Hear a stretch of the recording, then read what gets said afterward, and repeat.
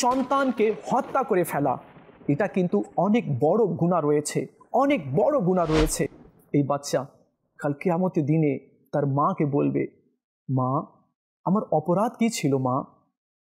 আরও তো আমার ভাই আছে, সে তো তোমার কাছে ছিল, তোমার দুধ পান করেছে, হ্যাঁ, তুমি তাকে কোলে নিয়েছিলে, তুমি বাবা বলে ডাকতে। মা আমি কি অপরাধ করেছি যে তুমি আমাকে হত্যা করে ফেলেছ?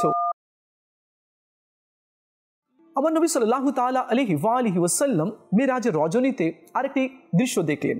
কি দেখলেন?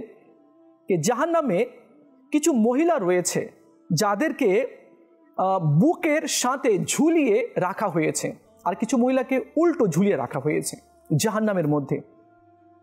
আল্লাহ নবী সাল্লাল্লাহু আলাইহি ওয়াসাল্লাম জিজ্ঞেস করলেন, হে জিবরিল, এরা কারা আর এদেরকে এভাবে আযাব দেওয়া হচ্ছে কেন?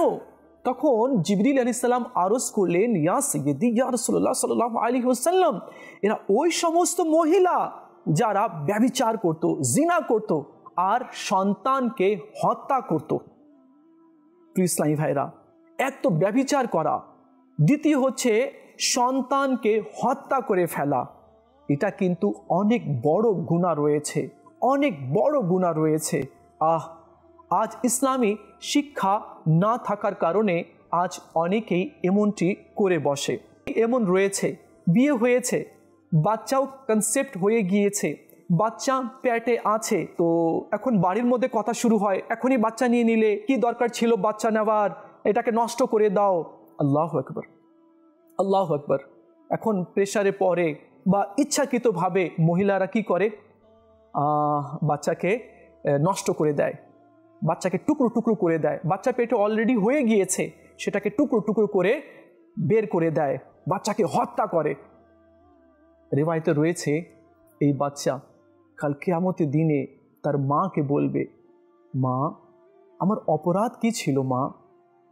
আরও তো আমার ভাই আছে, সে তো তোমার কাছে ছিল, তোমার দুধ পান করেছে, হ্যাঁ, তুমি তাকে কোলে নিয়েছিলে, তুমি বাবা বলে ডাকতে। মা আমি কি অপরাধ করেছি যে তুমি আমাকে হত্যা করে ফেলেছো, আমাকে টুকরো টুকরো করে ফেলেছো? আমারও তো ইচ্ছে ছিল কি তোমাকে মা বলে ডাকবো, বাবাকে বাবা বলে ডাকবো, তুমি আমাকে কোলে নেবে, আমাকে আদর করবে, আমাকে কথা বলা শিখাবে, আমাকে চলা তুমি শিখাবে।